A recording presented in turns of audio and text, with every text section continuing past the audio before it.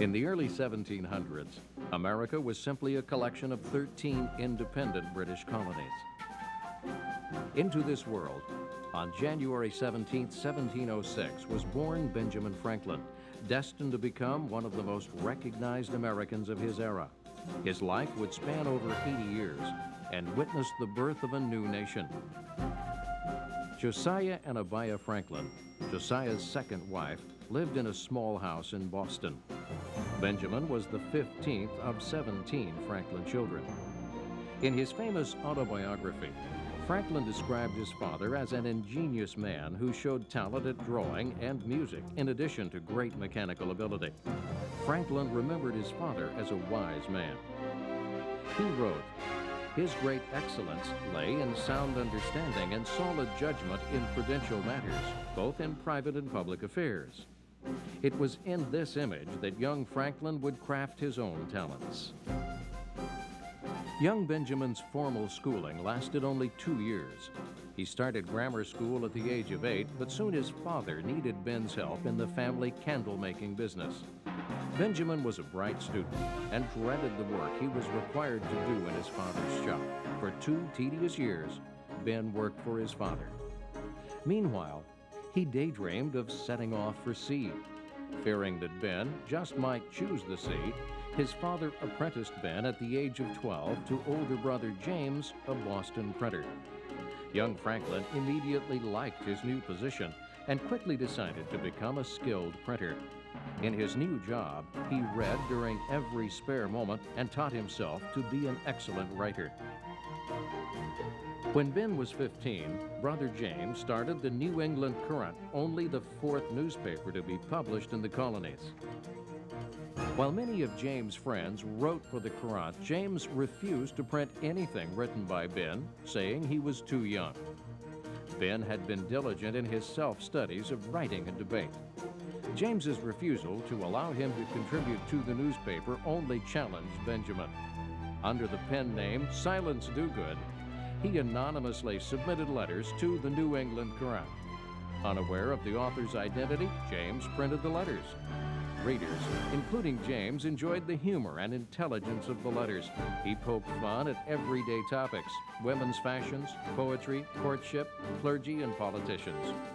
In one do-good letter, he proposed that it was quite unfair that women of the times were not allowed a formal education. "Shall we upbraid women with folly, when 'tis only the error of this inhumane custom that hindered them being made wise?" Readers chuckled and wondered who Silence Dogood was, supposing that she was an old widow lady. Ben quietly stood by and smiled. Eventually, Ben revealed to James that he was Silence Dogood. While others were impressed, James was greatly displeased and considered Ben a show-off. Arguments followed, and James even beat Ben. By 1723, the situation had become unbearable for the younger Franklin. He asked James for permission to work elsewhere, but James would not allow it. So Benjamin ran away to New York. However, employment as a printer was difficult to find in New York. Acquaintances encouraged Ben to travel on to Philadelphia. Work would be easier to find there. In his autobiography, he described his arrival in Philadelphia. "I was dirty from my journey. I was fatigued with traveling, rowing, and want of rest. I was hungry." He had filled his pockets with his extra clothing and shoved under his arm 3 biscuits he was able to obtain from a baker. Ben walked through the streets of Philadelphia lonely, penniless, and as he wrote, awkward and ridiculous, but remembered passing a young woman who was amused with his appearance. She was Deborah Reed, who years later would become his wife. Soon Ben found employment with a local printer. He was thankful for the work, but not impressed with the talent of the printer. In an attempt to secure his trade, he moved briefly to London in 1724. 2 years later, he returned to Philadelphia and renewed his friendships and business contacts in the community. He was able to seize various opportunities to become owner of his own print shop. His sense of community was growing as well. In 1727, he founded a discussion group called the Junto. The book sharing of the group members led to the formation of the first lending library in the country in 1731. By 1730, he was a busy printer and was married to Deborah Reed. He adored Deborah and was thankful that the woman he had once shunned during his youthful adventures would marry him. Of Deborah, he wrote, "Frugality is an enriching virtue, a virtue I never could acquire in myself, but I was once lucky enough to find it in a wife who thereby became a fortune to me." They were married for 44 years and had 3 children. William, a son from Deborah's previous marriage, Francis, who died at the age of 4 from smallpox, and a daughter named Sarah, who was fondly called Sally. His business enterprises grew to include the publishing of the Pennsylvania Gazette in 1729, which he wrote virtually by himself. In addition, the Pennsylvania Assembly selected him to print their laws and speeches. Benjamin Franklin was well on the road to financial security and increasing prominence in his community. Known for his ability to write in a humorous but concise and meaningful manner, it was in 1732 that he started to publish the immensely popular Poor Richard's Almanac. Readers smiled and laughed at his witty statements. 3 may keep a secret if 2 of them are dead. Necessity never made a good bargain. Many of Poor Richard's aphorisms have endured the hundreds of years since they were written. Early to bed, early to rise makes a man healthy, wealthy, and wise. A word to the wise is enough. People admired the wisdom of these succinct thoughts. Lost time is never found again. God helps them that help themselves. When the well is dry, we know the worth of water. Poor Richard also found international fame for Franklin. It was published in France as Bonhomme Richard. Poor Richard's Almanac became a bestseller, selling 10,000 copies a year, and was published for 25 years, becoming a Pennsylvania institution that all the citizens looked forward to reading. Franklin was an extremely self-disciplined man who enjoyed the challenge of looking at a situation and organizing a solution. When Ben noted that Philadelphia had no firemen and that buildings were needlessly burning down, he set a goal to create a full-time fire department. So he wrote about the situation in his newspaper. Soon the city had more than enough support to found the Union Fire Company and make Philadelphia one of the safest cities in the world. In 1736, he became even more involved in public affairs of Philadelphia when he was appointed clerk of the Pennsylvania Assembly. The next year, he took a position as city deputy postmaster. He worked painstakingly to improve local mail delivery. Ever industrious, he also managed to find time to devise a method to correct the excessive smoking of chimneys that caused too many fires. He invented the Franklin stove, which furnished greater heat with a reduced use of fuel. By 1748, he was able to retire from his printing business and to happily focus his attention on his other interests, such as his famous experiments with electricity. His book, Experiments and Observations on Electricity, was published in London in 1751. He now had more free time to pursue additional testing, and in 1752 conducted his memorable kite experiment. While flying a kite in a storm with his son William, he proved that lightning was an electrical discharge. The kite had a metal point on it, and when lightning struck, it sent a spark to a key that Franklin had attached to the cotton string. Luckily, Franklin was not hit by a large bolt of lightning, otherwise he might have been killed.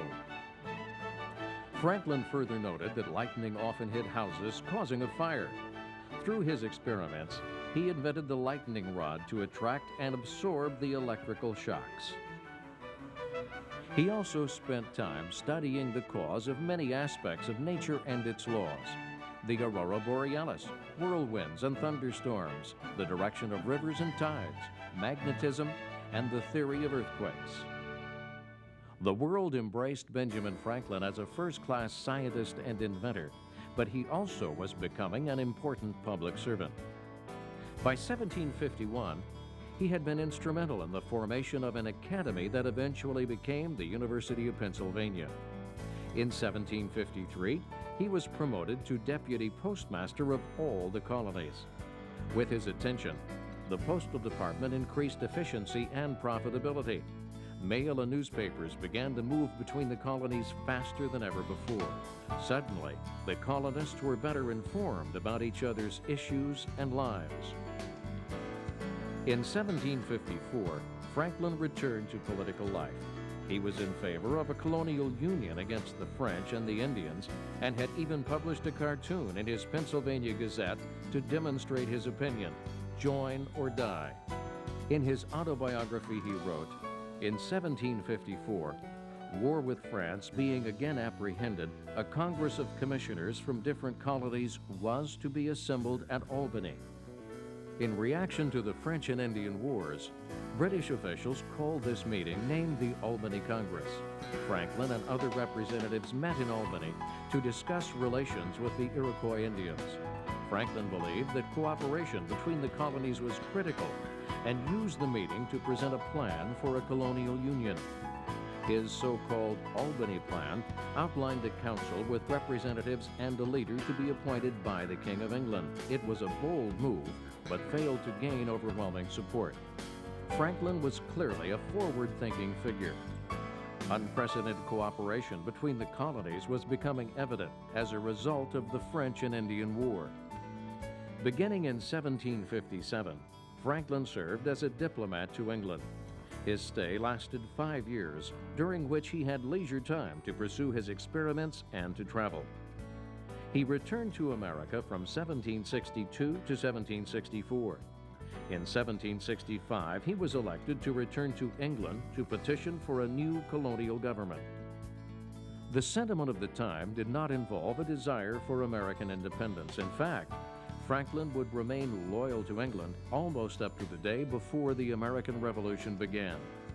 Once in London, however, his focus became the Stamp Act, a revenue law passed by British Parliament. Hastened by the British need to pay for the French and Indian War, the Stamp Act was imposed upon the colonies with little regard for their cooperation. The Stamp Act taxed newspapers, pamphlets, legal documents, and other papers issued in the colonies. Consequently, its passing was met with great indignation. In protest, Americans refused to buy British-made goods. The British Parliament summoned Franklin, who vigorously defended the colonies. He must have been persuasive. Shortly thereafter, the Stamp Act was repealed. Franklin remained in England for nearly 9 years and extended his travel into France. This was a period of time that American and British discord continued to simmer. By 1773, resistance to British taxation and influence had heated up in Boston and resulted in the famous Boston Tea Party. Wanting to save its own tea company, the British had not taxed its own imported tea. In protest of this unequal taxation, a group of colonists disguised themselves as Native Americans and boarded the British company's boat in the Boston harbor and threw the tea into the water. Though the British House of Commons tried, they could not isolate Boston from the rest of America. Citizens throughout all the colonies knew what was at stake, though few people were willing to advocate independence from England. As Franklin observed, the Parliament has no right to make any law whatever binding on the colonies. He accepted the king, but not the Lords in Parliament as the colony's leader.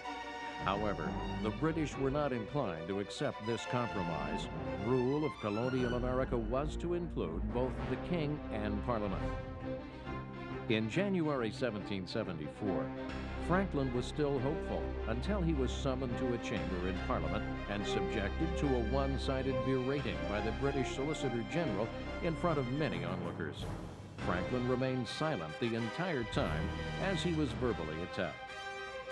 Afterwards, Franklin did continue private meetings with sympathetic Englishmen, but the American terms that he insisted upon were considered too rigid to gain full acceptance. In early 1775, news of Deborah Franklin's death arrived. Without hope of a negotiated end to the differences in England, Franklin returned home to America. By the spring, the first volleys of revolutionary confrontation were hurled in skirmishes in Lexington and Concord. Franklin quickly became involved in the activities of the Continental Congress, a gathering of leaders from all the colonies. At age 69, Franklin was the oldest member of the Congress. He also was appointed the Postmaster General from 1775 to 1776. Additional committee work kept him busy dealing with Indian affairs, engraving and printing continental money, and seeking treaties to protect American commerce. Though portrayed as the calm elder statesman, Franklin was fervently active in encouraging a spirit of independence in America. He was greatly disappointed when his son William, now governor of New Jersey, chose not to join him against the British. William remained loyal to England. The split between father and son was never fully mended, even after the Revolutionary War. The events of the times proceeded with a great sense of urgency. In 1776, the Continental Congress appointed a committee to draft an official Declaration of Independence. The essence of the Declaration was written by a young Virginia lawyer named Thomas Jefferson, with the involvement of committee members John Adams, Roger Sherman, Robert Livingston, and of course, Benjamin Franklin. With the signing of the Declaration of Independence, America had placed itself on a precarious threshold and challenged the most formidable adversary in the world at the time. Folklore has it that one of the signers, John Hancock, commented to the others, "We must be unanimous, we must hang together," to which Franklin added, "Gentlemen, we must now all hang together, or we shall most assuredly hang separately." Whether a true story or not, Franklin did believe in the work they had accomplished. He then traveled to Paris with two other Americans, Arthur Lee and Silas Deane, as commissioners for the sole purpose of obtaining French support for the American Revolution. The French were enthusiastic about the revolution, but at first advised Franklin to be patient. In response, Franklin cleverly hinted to the French that the Americans might be willing to accept a British peace initiative. Of course, he knew that if the French wanted to truly embarrass their English rival, then they needed to do what the British refused to do, formally acknowledge the independence of the United States. Franklin's strategy worked. On February 6, 1778, the French officially recognized the United States. The Treaty of Alliance with France was signed. In addition, France also surrendered its claim to all French territories formerly owned by Great Britain east of the Mississippi River. The endorsement of France was just what the American Revolution needed.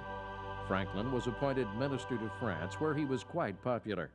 Always with an eye for women, in 1780 he proposed marriage to Madame Helvetius, a prominent woman of French society, but was rejected.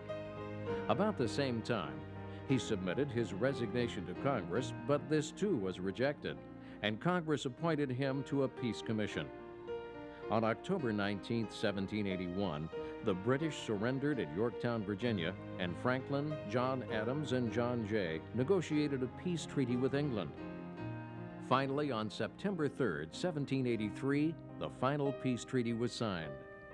The energetic Franklin found time to invent bifocal lenses.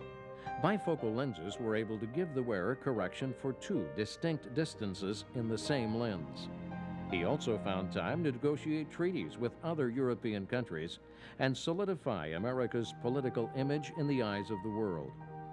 Franklin returned home to Philadelphia again in 1785 to live with his daughter and her children.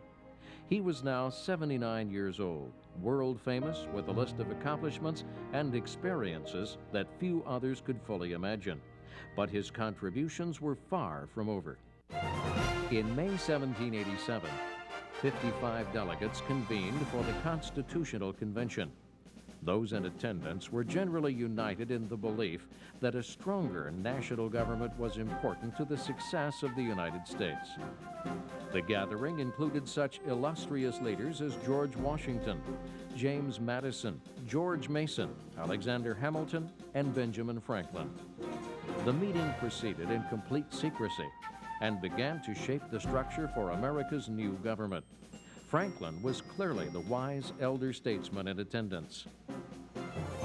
Regarding the choosing of the first president of the United States, Franklin noted to the convention, The first man put at the helm will be a good one. Nobody knows what sort may come afterwards. Though frail and elderly, Franklin's interjections and influences on the Constitution were numerous. For lengthier speeches, he would have his fellow Pennsylvanian, James Wilson, read his words. Among his lengthier thoughts were those regarding the president's salary. Franklin felt that the chief executive should not be compensated at all, because to attach a salary to the position, as he put it, united two passions which have a powerful influence on the affairs of men. These are ambition and avarice, the love of power and the love of money. Place before the eyes of men a post of honor that shall be at the same time a place of profit, and they will move heaven and earth to obtain it. Finally, on September 17, 1787, after a summer of debates, meetings, and compromises, the United States Constitution was completed. As he watched the delegates come forward to sign the Constitution, Franklin commented about the sun carved on the back of George Washington's chair. He observed, "I have often in the course of the session looked at the sun behind the president without being able to tell whether it was rising or setting. But now at length I have the happiness to know that it is a rising and not a setting sun." Though not everyone was convinced that the Constitution was perfect, most accepted Franklin's assessment. He wrote a lengthy speech which was read to the others by James Wilson. "Mr. President, I confess that there are several parts of this Constitution which I do not approve, but I am not sure that I shall ever approve them. I doubt, too, whether any other convention we can obtain may be able to make a better Constitution. It therefore astonishes me, sir, to find this system approaching so near perfection as it does, and I think it will astonish our enemies. Thus I consent, sir, to this Constitution, because I expect no better, and because I am not sure it is not the best." With the signing of the Constitution, he retired from public life. His final public act was a memorandum to Congress urging the abolition of slavery, which he signed shortly before his death. As Franklin lay on his deathbed in 1790, his daughter tried to move his body into a more comfortable position, hoping to let him lie more easily. Even in the face of death, the Franklin wit was evident. "A dying man," he said to Sally, "can do nothing easy." He died at the age of 84, a very old age for the times. He left an immense legacy. An estimated 20,000 attended his funeral in Philadelphia. The House of Representatives wore badges of mourning for 1 month. In Paris, the French National Assembly wore mourning badges, and its president wrote to Congress, "The name Benjamin Franklin will be immortal in the records of freedom and philosophy, but it is more particularly dear to a country where, conducted by this sublime mission, this venerable man knew how very well, by the simplicity and sweetness of his manners, as by the purity of his principles, the extent of his knowledge, and the charms of his mind." In 1824, the Franklin Institute was founded in Philadelphia to honor Benjamin Franklin and advance the usefulness of his inventions. Over the years, through substantial donations, the Institute continues to thrive. The Institute also serves as a memorial to Franklin. It features a 20-foot-high marble statue of Ben and houses many of his original possessions. Yet one of the most significant memorials is the endurance that his autobiography has experienced. It originated as a letter to his son William in 1771. He wished to recall his life experiences and articulate his philosophies for his son. Posthumously, William later published it for all to read. Franklin's autobiography, though not the complete story of the man, has become one of the most well-read pieces of the era, a synopsis of the lifestyle of the times. In its pages, Franklin relates his upbringing in puritanical colonial America, his pursuit of a virtuous life, and his acceptance of material success, though he never sought a patent on any of his inventions and chose to emphasize the practicality of his devices. It continues to be read and studied for its thoughts and details of an important man in an important era. The fact that he lived so long is just part of the myth and romance of the man. John Adams, second President of the United States, has been described as having regarded Franklin with awe and in disgust.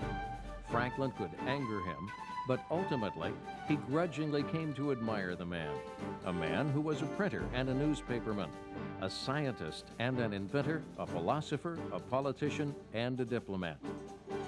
In almost prophetic wisdom, Franklin wrote his own epitaph at the age of 22.